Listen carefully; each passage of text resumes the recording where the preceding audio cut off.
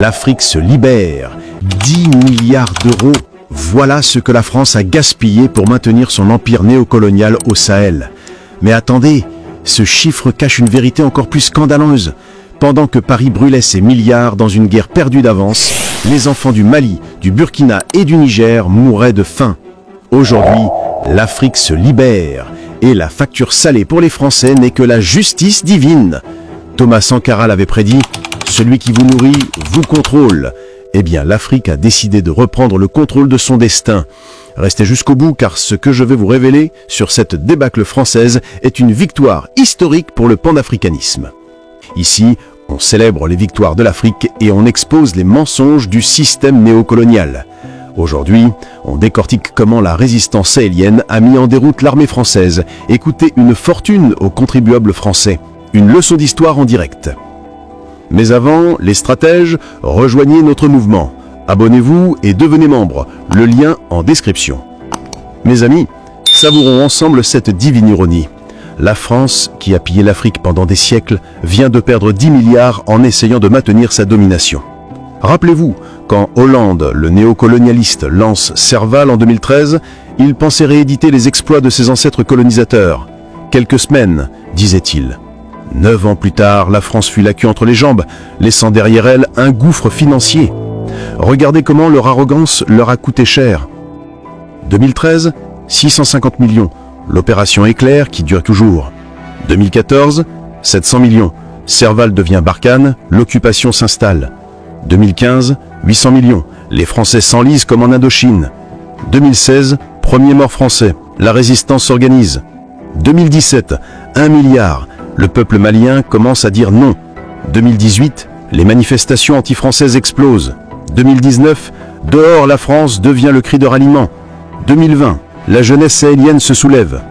2021, le Mali expulse l'ambassadeur français. 2022, game over. La France dégagée. Total, 10 milliards pour maintenir la France-Afrique. 10 milliards qui auraient dû servir aux SDF de Paris plutôt qu'à opprimer les Africains. Mais parlons du vrai scandale. Pendant que la France claquait ses milliards, voici ce que l'Afrique a perdu. Pertes humaines africaines. Plus de 20 000 civils sahéliens morts. 2 millions de déplacés internes. 500 000 réfugiés. Une génération d'enfants traumatisés. Destruction économique. 80% du cheptel décimé dans les zones de combat. 60% des écoles fermées. 70% des centres de santé détruits. Commerce transsaharien anéanti. Écoutez Aminata, mère de famille à Kidal. Les Français prétendaient nous protéger, mais ils ont apporté la mort. Mon fils a été tué par une frappe de Barkhane. Ils l'ont pris pour un terroriste parce qu'il portait un turban. Le pillage continue. Pendant Barkhane, la France a continué à voler. Uranium du Niger, valeur 5 milliards d'euros. Or du Mali, valeur 3 milliards d'euros. Pétrole et gaz, valeur 2 milliards d'euros.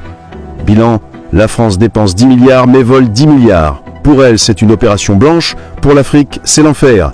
Comme le disait Patrice Lumumba, l'Afrique n'a pas besoin de l'aide de ses bourreaux. Mais gloire à l'Afrique. Le peuple sahélien a dit basta. Analysons cette victoire historique. La stratégie gagnante du peuple. La mobilisation populaire. Manifestations monstres à Bamako, Ouagadougou et Niamey. Boycott des produits français. Grève contre les entreprises françaises. La jeunesse panafricaine unie. Le réveil des dirigeants. Colonel Assimi Goïta au Mali. La France dort. Capitaine Ibrahim Traoré au Burkina. Place à la souveraineté. Général Tiani au Niger. L'uranium est nigérien. Écoutez le capitaine Traoré. Nos ancêtres nous regardent. Nous ne trahirons pas Sankara. La France, qui n'arrive pas à vaincre 40 000 gilets jaunes chez elle, veut nous donner des leçons. C'est fini.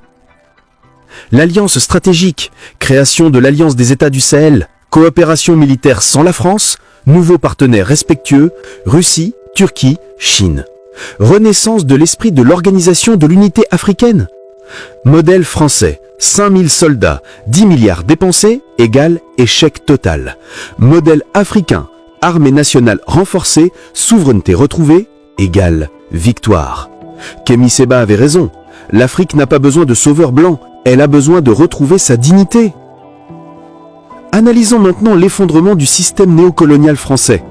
Les piliers qui s'écroulent, le franc CFA contesté, Mali, Burkina et Niger préparent leur monnaie commune. La jeunesse crie « CFA égale colonisation financière africaine ». Les économistes africains dénoncent le hold-up monétaire. Les bases militaires fermées, base de Gao évacuée, base de Tombouctou récupérée, base de Kidal, Africa Power. Total de 20 bases françaises liquidées. Les entreprises françaises boycottées. Orange Mali, moins 60% de clients. Total, station-service brûlée. Bolloré, contrat annulé. Air France, vol suspendu. Dr Kouamé nous explique. C'est la fin d'un cycle. Depuis les indépendances factices de 1960, la France maintenait l'Afrique sous perfusion. Aujourd'hui, l'Afrique coupe le cordon. Les 10 milliards perdus ne sont que le début de la facture pour Paris. La prophétie de Gbagbo se réalise. Vous avez pillé l'Afrique pendant des siècles, maintenant l'addition arrive. Perte d'influence, moins 80% en 5 ans. Perte de marché, 50 milliards d'euros. Perte d'accès aux ressources, incalculable. Perte de crédibilité, totale. Nkrumah l'avait dit, le néocolonialisme est le dernier stade de l'impérialisme. Eh bien, ce stade touche à sa fin. Maintenant, célébrons ce que l'Afrique gagne avec le départ de la France. La renaissance sahélienne. Souveraineté militaire. Armée nationale renforcée. Jeunes Africains fiers de servir leur pays. Stratégie adaptée au terrain africain. Plus de généraux français qui comprennent rien. Souveraineté économique. L'or malien pour le Mali. L'uranium nigérien pour le Niger. Les ressources africaines au prix du marché. Fin de pillage colonial. Souveraineté politique. Dirigeants qui écoutent leur peuple. Politique étrangère indépendante. Alliance Sud-Sud privilégiée. Renaissance du panafricanisme. Regardez ces réalisations. Mali, nouvelle raffinerie d'or 100% malienne. Burkina Faso, usine de transformation du coton. Niger, négociation de l'uranium au prix réel. Les 3 pays, monnaie commune en préparation. Un peuple conscient ne peut être vaincu, et le Sahel est conscient. Ce que je vais vous révéler maintenant dépasse tout ce que vous avez entendu. Des sources au cœur du système français m'ont transmis des preuves accablantes.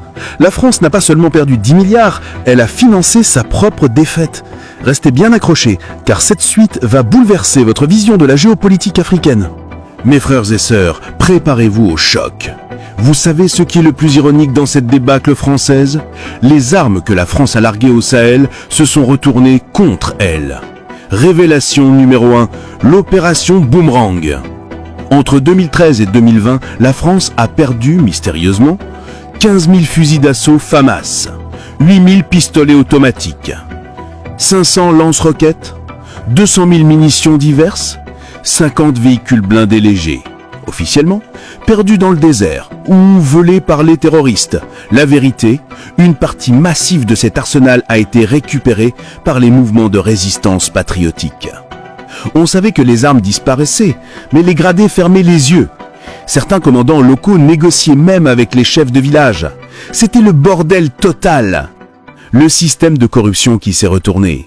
La France croyait acheter la loyauté avec 500 millions d'euros versés aux informateurs, 300 millions aux milices supplétives, 200 millions aux chefs traditionnels coopératifs. Résultat, ces mêmes personnes ont utilisé l'argent français pour acheter des armes au marché noir, financer les mouvements anti-français, organiser la résistance populaire.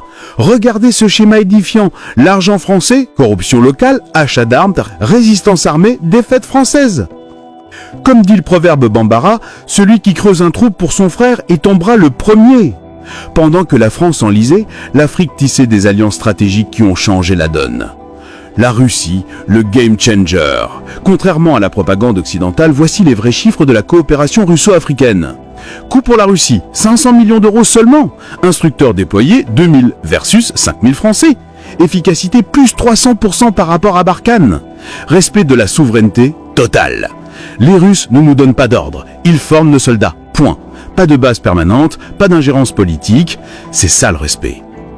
La Turquie a investi intelligemment. Construction d'infrastructures, 1 milliard d'euros. Formation professionnelle, 50 000 jeunes. Usine textile, 20 implantations. Accord win-win, respecté. La Chine, la vision long terme. Pendant que la France dépensait en bombes, la Chine construisait 5000 km de route, 10 barrages hydroélectriques, 50 centres de formation technique, 100 000 emplois créés.